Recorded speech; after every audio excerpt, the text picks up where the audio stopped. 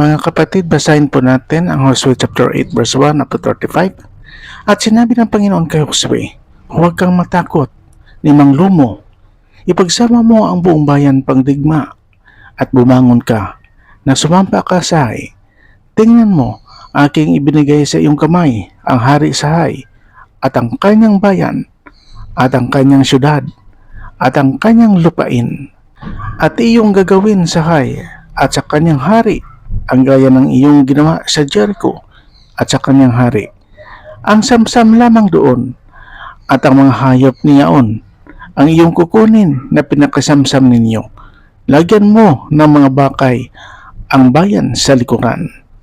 Sa gayoy bumangon si Josue at ang buong bayan pangdigma upang sumampa sa Hai. At pumili si Josue ng 30,000 lalaki ng mga makapangyarihan lalaki matapang at sinugo ng kinagabihan at inuutos niya sa kanila na sinasabi, narito kayo babakay laban sa bayan, sa likuran ng bayan. Huwag kayong lumayong totoo sa bayan kundi humanda kayo. At ako at ang buong bayan na kasama ko ay lalapit sa bayan at mangyayari na pag sila ay lumabas laban sa amin, gaya ng una, ay tatakas kami sa harap nila at sila ay lalabas na susunod sa amin hanggang sa aming mailayo sila sa bayan, sapagkat kanilang sasabihin sila ay tumatakas sa harap natin na gaya ng una, gayon kami tatakas sa harap nila. At kayo'y babangon sa pagbakay at inyong aariin ang bayan, sapagkat ibibigay ng Panginoon ninyong Diyos sa inyong kamay. At mangyayari na pagka inyong nasakop ang bayan, ay inyong sisilaban ng apoy ang bayan, ayon sa salita ng Panginoon ay inyong gagawin. Narito aking inuutos sa inyo. At pinapagpaalam sila ni Josue at sila yumaon sa pagbakay at lumagay sa pagitan ng Bethel at ng Hai, sa dakong kalunuran ng Hai. Ngunit si Josue ay tumigil ng gabing yaon sa gitna ng bayan. At si Josue ay bumangong maaga sa kinumagahan at binilang ang bayan at sumumpa siya at ang mga matanda ng Israel sa unahan ng bayan sa Hai. At ang buong bayan sa makatuwid bagay, ang mga taong pangdigma na kinasama niya ay sumampa at lumapit at namparoon sa harap ng bayan. At umantong sa dakong hilagaan ng Hai, mayroon ngang isang libis sa pagitan niya at ng Hai. At siya'y kumuha ng may 5,000 lalaki at inilagay niya silang bakay sa pagitan ng Bethel at ng Hai sa dakong kalunuran ng bayan. Gayon inilagay nila ang bayan, ang buong hukbo na nasa hilagaan ng bayan, at ang kanilang mga bakay na nasa kalunuran ng bayan. At si Josue ay naparoon ng gabing yaon sa gitna ng libis. At nangyari na makita ng hari sa Hai na sila'y nagmadali at bumangong maaga, at ang mga lalaki sa bayan ay lumabas laban sa Israel upang makipagbaka siya at ang kanyang buong bayan sa kapanahunang takda sa harap ng Araba. Ngunit hindi niya natalastas na may bakay laban sa kanya sa likuran ng bayan. At ginawa ni Josue at ng buong Israel na parang sila'y nadaig sa harap nila at tumakas sa daan ng ilang, at ang lahat ng mga tao na nasa bayan ay pinisan upang humabol sa kanila. At kanilang hinabol si Josue at nangalayo sa bayan. At walang lalaki na naiwan sa Hai o sa Bethel na hindi humabol sa Israel. At kanilang iniwang bukas ang bayan at hinabol ang Israel. At sinabi ng Panginoon kay Josue, iunat mo ang sibat na nasa iyong kamay sa dakong Hai, sapagkat aking ibibigay sa iyong kamay. At iniunat ni Josue ang sibat na nasa kanyang kamay sa dakong bayan.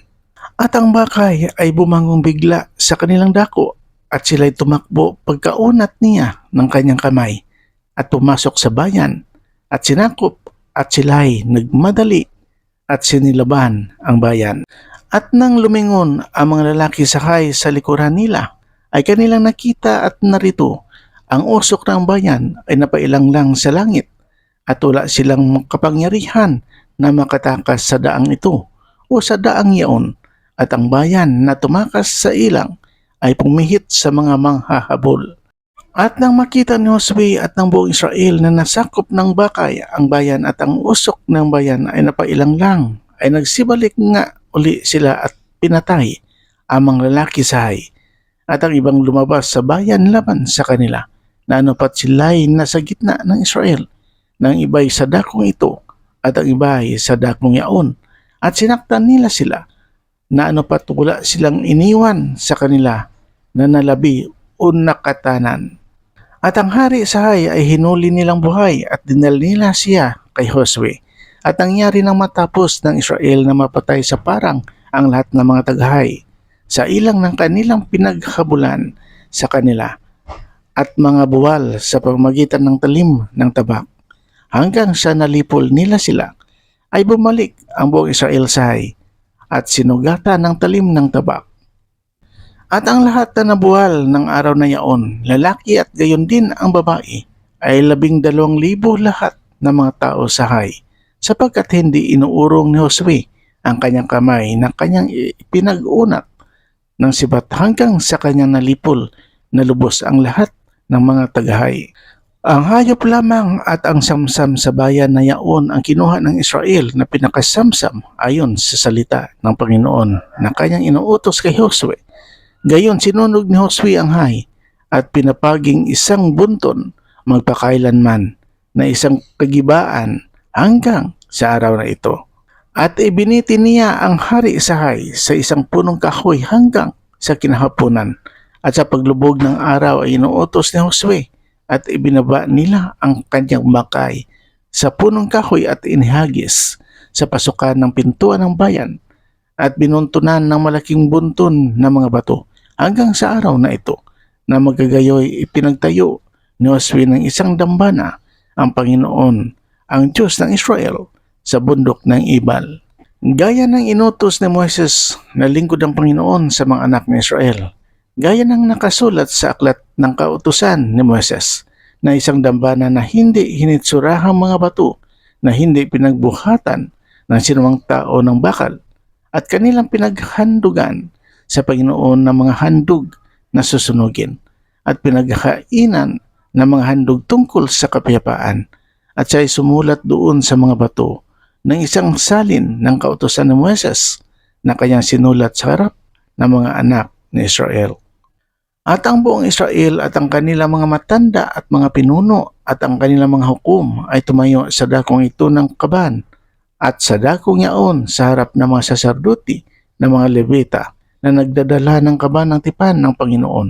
Ang mga taga-ibang lupa na gaya rin ng mga taga roon, kalahati nila ay sa harap ng bundok na Gerizim at kalahati nila ay sa harap ng bundok ng Ibal, gaya ng inuutos ng Moises na lingkod ng Panginoon na kanilang basbasan muna ang bayan ng Israel.